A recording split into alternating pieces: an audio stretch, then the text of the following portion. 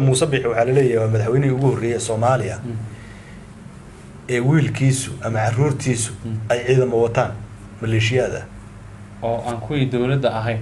dawladda ahayn iyagu ay gaar u leeyihiin gaar u wataan oo kooya la wato ciday rabaan weerar ciday rabaan soo qabta ciday rabaan ka talaabo qaada ciday rabaan xidha ciday rabaan u caga jugleeya oo madaxweynuhu wiilasha dadka qabto weliga ma maqashay madaxweyne Soomaaliya oo caruurtiisa laga cabanayo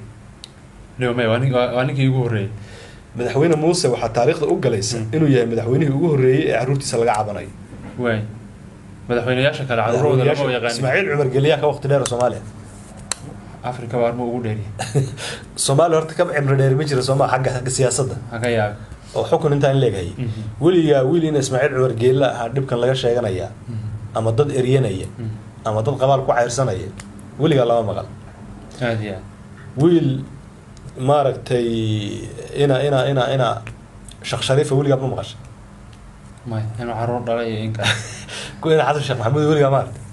haga yaab ku ina Farmaajo ma arag ku ina Silaaya ma arag ina Silaaya waa kana hadii shay ma jiro ina Silaaya ma jiro ku ina raahi daahir riyaal ka hina ma arag haga yaab ku ina cigaalana ma jirin oo macnaha si ahaan way u jiraan dadkaasi laakiin siyaasadda dad aabahood garab ordayo ciidamo wada oo xukunkii gees ka haysto madaxtooyadii ka tirsan ma mayna jirin siyaasadda base kuma lahayn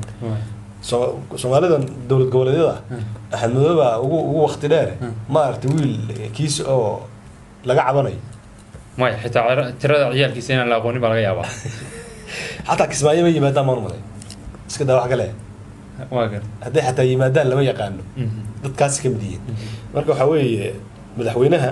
nin la yiraahdo Maxamed Muuse Biixi oo madaxweynuhu dhalay oo darajada ciidamada kulli darajo ka haystay dhinaca ciidamada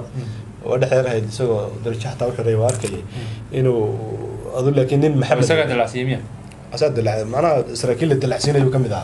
ده مركز دود الدلعسين كانوا عيدا كسوق قالي واحدة وما لها تين لكن واحد كانوا حوي والكيسي إنه يسووا مدحتويه ذي كسوعة أو جواري قبالة وطن أو عيدا ما أجارة وتوقف كدوبان إن ما ركت وضدك عرصة تاسع دبعتها